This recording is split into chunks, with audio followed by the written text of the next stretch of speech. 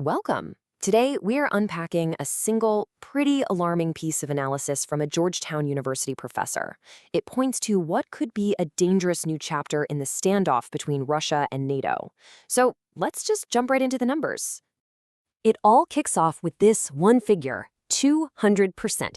Now, by itself, that doesn't really mean a whole lot, but according to our source, this number represents a huge, sudden shift in military activity. So right away, you have to ask, a 200% increase of what exactly? And it's paired with this number, 18. That is how many times a very specific, and I'd say hostile, action has apparently happened in 2025 alone. You put that frequency together with a 200% surge, and you can start to see why some analysts are really starting to sound the alarm. So let's try to connect the dots here. What do this 200% surge and these 18 separate incidents actually mean for us?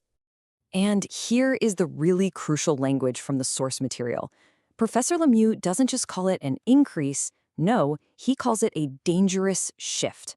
That specific phrase is the key to this whole thing, and our job today is to unpack what makes this situation so uniquely dangerous.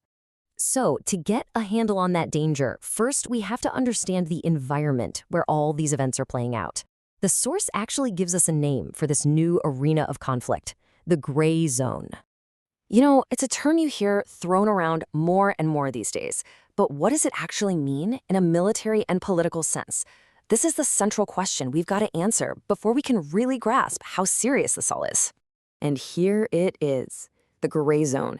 Think of it as that murky, really uncomfortable space where hostile things are happening, but they're carefully designed to be just ambiguous enough, just below the line, to avoid kicking off an all-out war.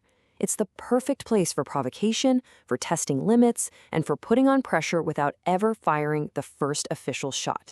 All right, so now that we know where this is all going down, let's look at what is happening. The source says Russia is testing NATO's airspace. But what does that really mean? How does the so-called test turn into a genuine threat? And this chart, well, it really shows you what that surge looks like. That little bar, that's what used to be normal, the baseline for these kinds of incidents. The massive bar right next to it, that's the 18 incidents from 2025 alone. See, this isn't some gradual increase. It's an absolute explosion of activity, and that's why the alarm bells are going off. So here's the thing to remember. Testing is a very active, very strategic word here. It's not a drill. It's about probing response times. How fast can NATO get its jets in the air? It's about gauging readiness. Are their radar and air defenses really ready to go? And maybe most importantly, it's about signaling political intent and normalizing aggressive behavior, trying to make a hostile act feel, well, routine. And all this brings us right back to that critical phrase from the report, the dangerous shift. We've got the numbers, we've got the definition of the gray zone, so now let's put it all together to understand why this isn't just business as usual. The danger, according to this analysis, comes from three things all happening at once. First, just the sheer frequency. 18 incidents means 18 chances for one little miscalculation to spiral into a real hot conflict. Second, it's provocation. This isn't random. It's a deliberate strategy to push and poke at NATO's resolve. And third, and this might be the most insidious part, is normalization. The more these hostile acts happen, the more routine they seem, and the entire threshold for what's considered an act of war gets dangerously low. So this analysis really just leads to one critical question. This isn't just about what happened in 2025. It's about the precedent that's being set for the future. So what happens now? How is NATO supposed to respond?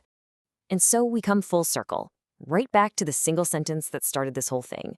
But now, every part of the statement should carry a lot more weight. The 18 tests, the 200% surge, and the real, deep meaning behind that phrase, dangerous shift. And that's really the ultimate takeaway here. The source material is presenting us with a fundamental challenge to the way we think about modern security.